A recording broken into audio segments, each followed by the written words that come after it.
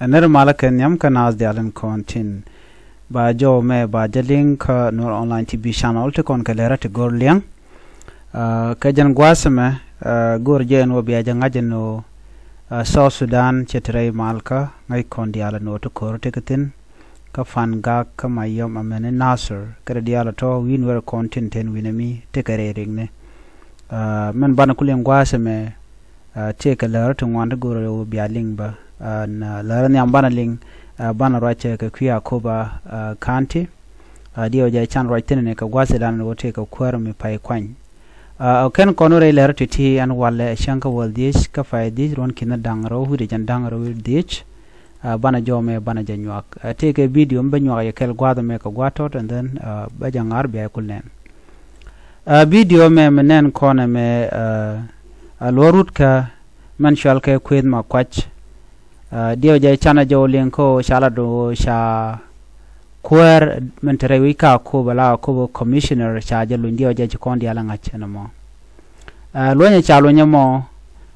sorry cha je wi kwera da cha wika commissioner an do brana sha woja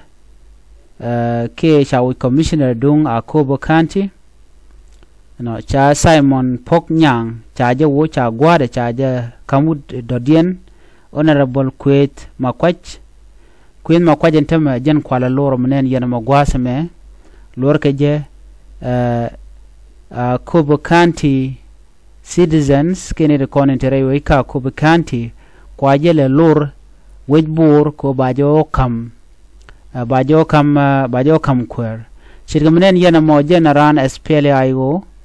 dia nene ka kum mantoje jel ke jamone blue hat mo ki blue cap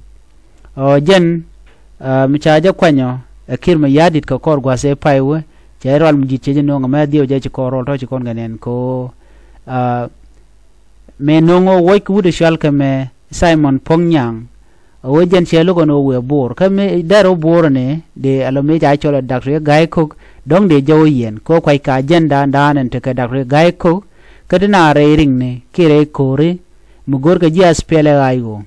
ko en Simon Pongyang ramkel ka SPLA ayo ku wudu ma bokwes ma kwajbo ramkel ka SPLA ayo men kuna le gay long gwase me men gay na wojen kwanya kirma yadit kadi ojena me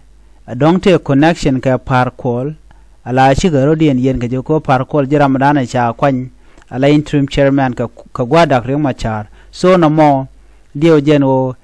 she roine ti ditgol che ka to ka jen mu kwala dot ka jeno kwinde nuri chalga me kwin ma kwanje ke kwi politika ko ba spela ayo ba je weekend ki ba ya jaga japol kuma kirma yadit so no mo kiene mbo duor me daga ni ri konen ka ko ba kanti ke je big shirga me dana che to ke te ka rolba chatine de barar no noken Queen ma kwach kacha Queen ma kwacha ja lok ko jen go ke jen o kwanga je ko dom shoda lut adakre gai ko no mo jen dani tok me cha kulo nyo lat gwa me ko cha Queen ma kwacha ja kwany chude la kwera la commissioner Simon Pongyang commissioner en cha kulo je teme che jo la che wetere rek awapin ko mo kwanga je ran SPLA yo abo pin ko kwerba la ger keneje shelu gono ba community beje da ko Queen ma kwacha ja denok ko jen be ka duob ine mini muluk ne itin konti lanwere ko en akobe kanti bo te ga wire ko na sha chole no ke hostile okay la unfriendly ko te ga wire sha level kirma yade no wi to ko witi jek so na menyo de gwano shi kirma yadi te do mu shajen je to ne kenyam baratem ko chi Simon Pongyang ran SPLA ayo ko che Queen ma kwach ache je gwen ko bala kwer ko ran SPLA ayo chilo ne to wan chetet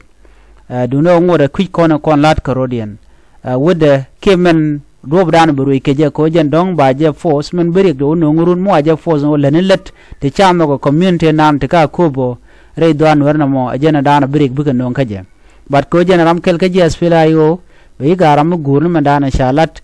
kuane dakteng machar kamu we kan we kai kwich na mo beral bajenung agenda na gorno de nywa yekel ka kwiwut ka name mishal ka me